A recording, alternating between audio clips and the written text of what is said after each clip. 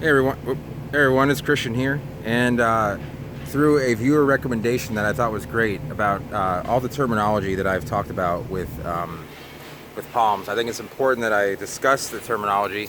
And while I'm here at his garden and have some nice palms to work with, although many are down and some other plants are down, these plants are being shined on by the sun, and they're the perfect height, so I can kind of point to everything.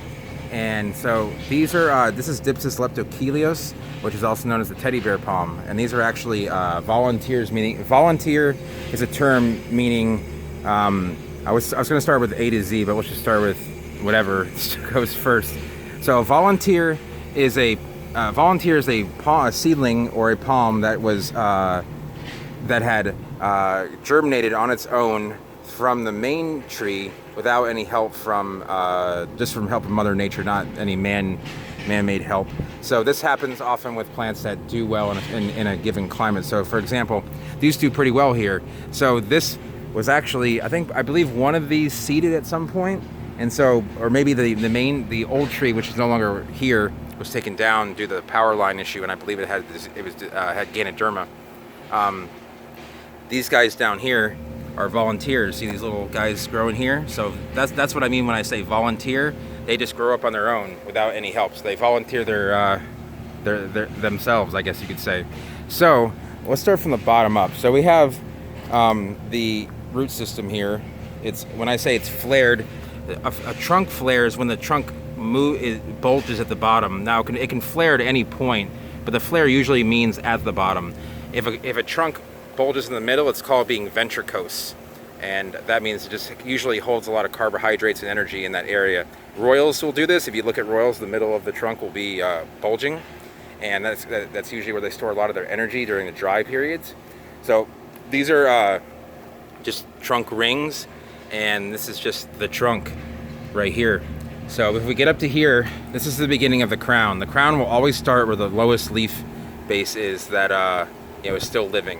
So this is a crown shafted palm, meaning the shaft of the crown is determined by the leaf bases because they wrap around completely. If you can see here, this one's kind of splitting up here, but this theoretically will wrap all the way around.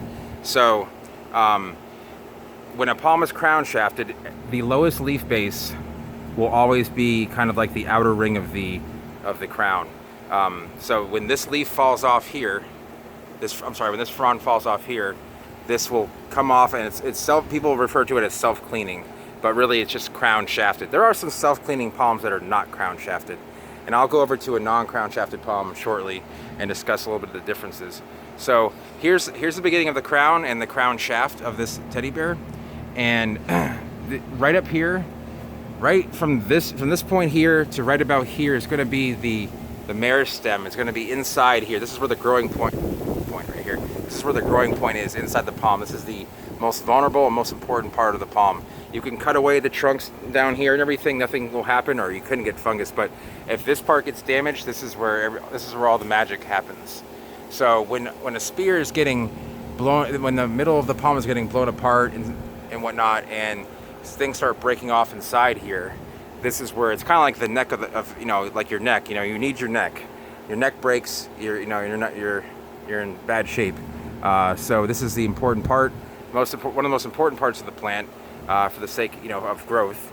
So we start here, and on the frond, these are referred to right here as pinnate, leaflets or pinnate, P-I-N-N-A-E. They are going to be this is a pinnate palm. So on a palmate palm, there will be just fronds that will be segmented. But on a pinnate one that's feather-leaved, these are going to be pinnate or leaflets. So this right here is going to be the petiole, and as soon as the leaflets start to form, that's where the rachis starts. So the petiole is the part of the frond that has no pinnate on it. So it's gonna be like just about this one's has very little petiole, but the rachis starts right about here and goes up because it does have leaflets on it. So that's going to be the easiest way to determine the difference between the petiole of a palm and the rachis of a palm. So let's see. Now these pinnate are in one plane, so they're just called planar. There's biplanar, meaning there's two different planes of leaflets, and then you have like a plumose, like the foxtail and the royals are plumose. They have plumose pinnate, meaning they kind of come from all directions. So, what else can I discuss? Okay, so the flowering parts of a palm. We might get lucky here, and there might actually be flowering foxtail. No, there isn't one there.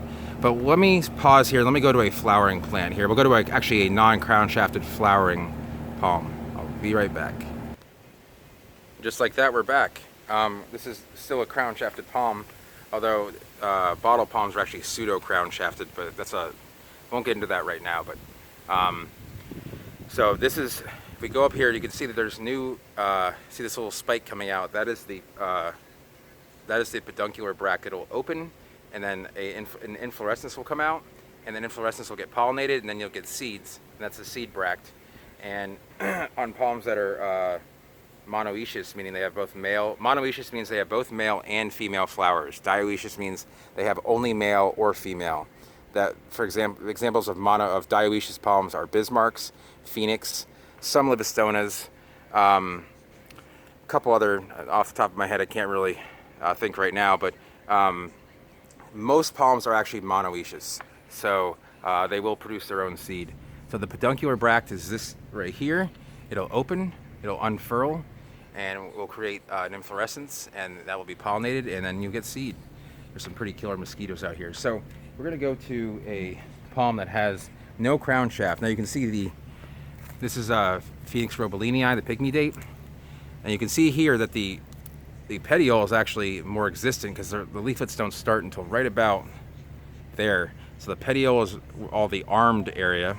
When I say armed, it means it has spines on the petiole. Rarely will you see the rachis armed, but it does happen. Sorry, the mosquitoes are getting me a little bit here.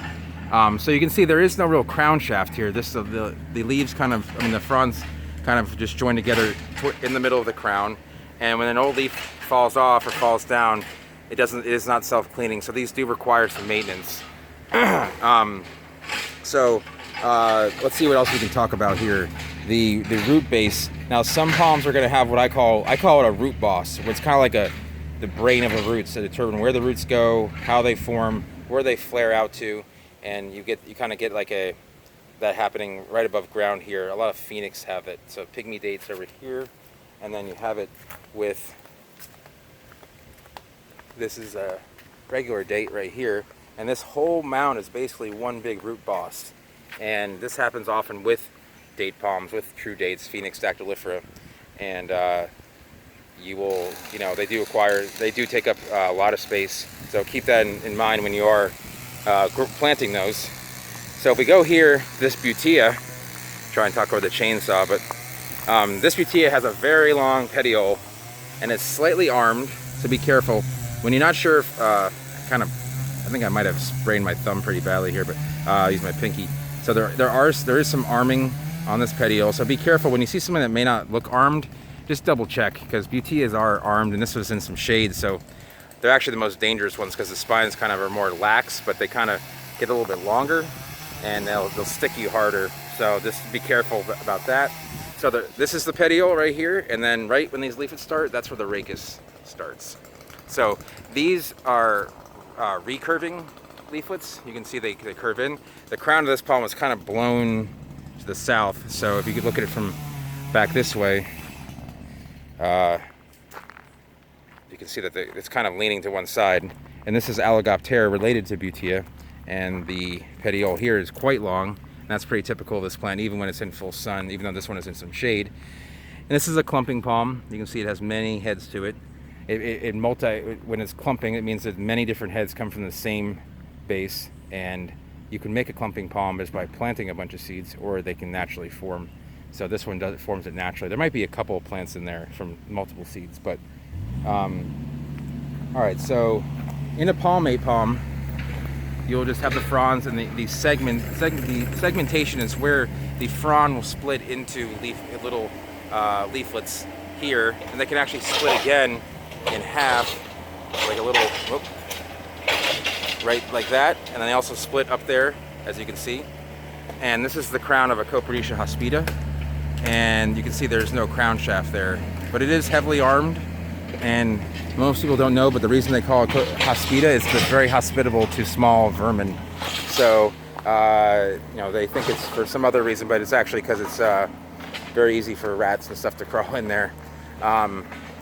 So let me see if there's any other terminology I want to go through. Palmate, let's see, we'll go palmate versus pinnate. So we walk over here. This is a Cocothrynax species. I'm not entirely sure of the species, but these are palmate fronds. This is called the hastula. On a palmate palm, it will the hastula is the beginning where all of the segments of the fronds start. It's kind of the end of the petiole, like that. So instead of having pinnae, there's a petiole. There's no rachis, and it just has a hastula, and that's where all the fronds kind of go in, kind of fan out. So now to give you a little trivia, there are no palmate palms that are also crown shafted. All crown shafted palms are pinnate. So, for example, this pygmy date, even though it is pinnate, it's not crown shafted. But no fan leaf palm or palmate palm is going to be crown shafted, or costa palmate. Now, costa palmate. Let me see if I can find a sable here. But a costa palmate palm is really just a variation of a palmate one, where there's a big right here. There's going to be a big dip, and it's going to come down, and it's kind of like a folding. It's kind of like a folded leaf version of a palmate palm. It's still palmate in nature as opposed to pinnate, but it has a petiole that kind of comes through and there really isn't a true hastula, meaning like an ending point. It kind of, fronds will start to show up kind of, you know, starting up here. Let me see if I can find one in this video. Let me pause it real quick and we'll get over there.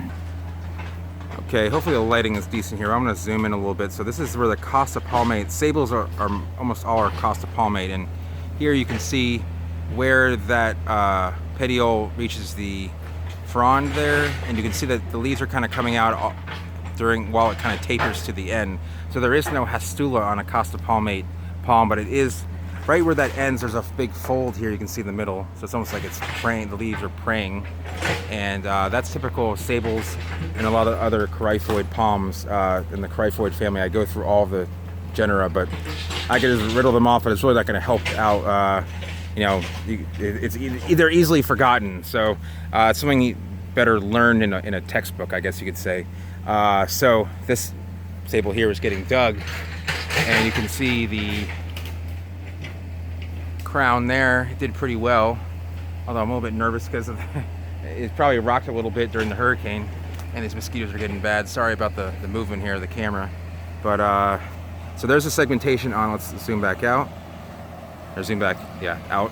And so there's some segmentation there on a Copernicia alba. There's heavily segmented Sable Mauritiiformis, which is from the Dominican Republic. I believe it's from Dominican Hispaniola, I believe. I can't remember exactly. I believe that's the right island. But see how heavily segmented they are versus, they're still costa palmate versus, say, this sable has almost virtually, the segmentation is much further down the line, and you can see the end of that petiole there. So that's going to be a lot of the terminology. If there's more that I missed, I will definitely make a second part to this. But so you guys can kind of keep along with me, that some of you that may not know the terminology, I think it's important to kind of give that, you know, kind of like a crash course in terminology. It's been 14 minutes, so not too bad. And yeah, there's going to be, you know, the one thing I really didn't cover was a plumose. If you can look real close here, actually, on this date, so it's not just pinnate, it's going to be like a bipinnate or multi-pinnate, because you can see the leaves grow in two separate directions there, so that'd be more of a bipinnate leaflet or frond. So the royals, let's see if I can catch the royal here. Oh, really zoomed in.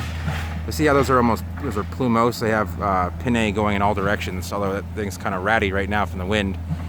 But so I'm going to zoom back out, and I believe that's going to be it for the day I'm kind of running out of sunlight, so these are just not gonna look as nice. But the sun going over the palms has a nice little look. A lot of these are in perfectly fine shape, even though the yard is trashed. But any palm you see standing is pretty much going to make it.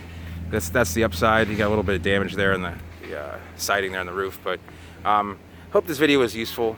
I appreciate everyone watching. If you have any more questions about terminology, go ahead and comment down below. If you're new to the channel, go ahead and subscribe, and you will see more videos like this. And if you like the video, give it a thumbs up, and I will see you guys next time.